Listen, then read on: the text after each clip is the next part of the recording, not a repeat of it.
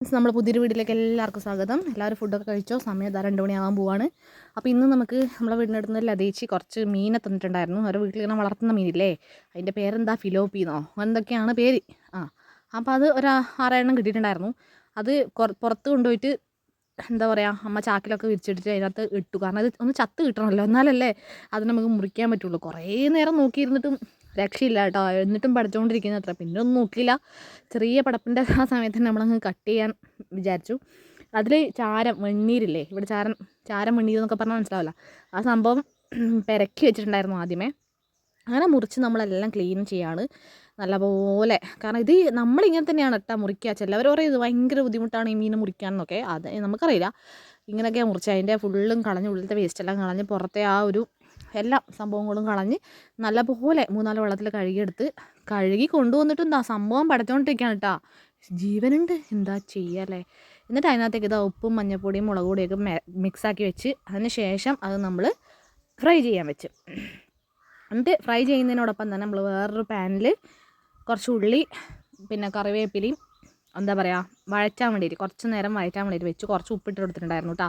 അതിനകത്തേക്ക് നമ്മൾ ആവശ്യത്തിന് എന്താ പറയുക, ഇഞ്ചിയും പച്ചമുളകും കൂടിയൊക്കെ നമ്മൾ മിക്സിയിൽ അടിച്ചെടുത്തതും കൂടി അതിനകത്തേക്ക് ചേർക്കുന്നുണ്ട്.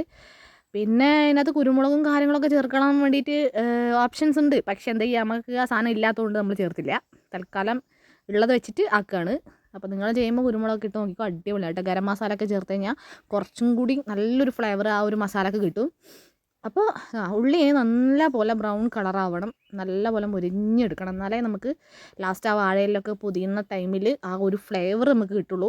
അല്ലെങ്കിൽ പിന്നെ ഇങ്ങനെ നമ്മൾ കറിയിലൊക്കെ ഇടുന്ന പോലെ ഉള്ളി ഇങ്ങനെ പച്ചക്ക് കടിക്കുന്ന ഒരു പരിവായിട്ട് കിട്ടിക്കഴിഞ്ഞാൽ നമുക്കത് ടേസ്റ്റ് ഉണ്ടാവില്ല. അപ്പം ഈ ഒരു സംഭവങ്ങളൊക്കെ അടിപൊളിയായി കഴിഞ്ഞ് കഴിഞ്ഞാലേ നമുക്ക് ലാസ്റ്റ് ആ വാഴയിലയിൽ പൊതിഞ്ഞിട്ട് ഒന്ന് ഇതാക്കുമ്പോഴത്തേക്കും നല്ലൊരു മണവും നല്ല ടേസ്റ്റും കിട്ടുള്ളൂ.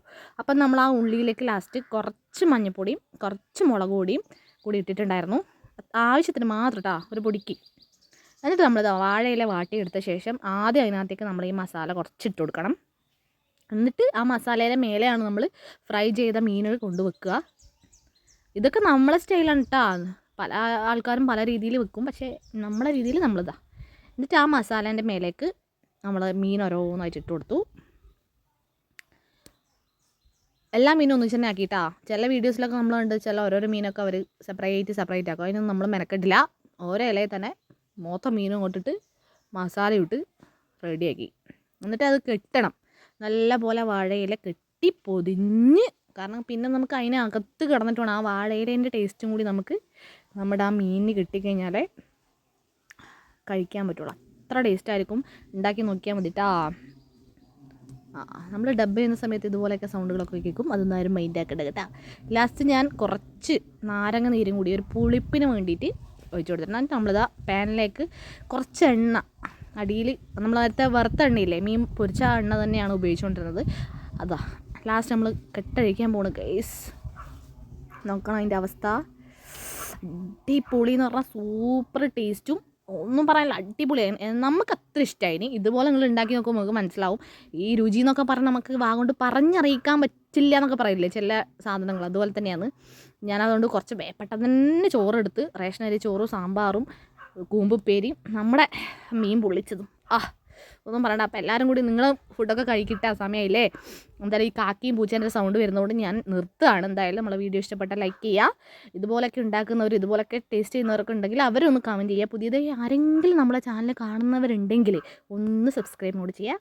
നല്ലൊരു വീഡിയോ നാളെ കാണുന്നവരേക്കും ടാറ്റാ.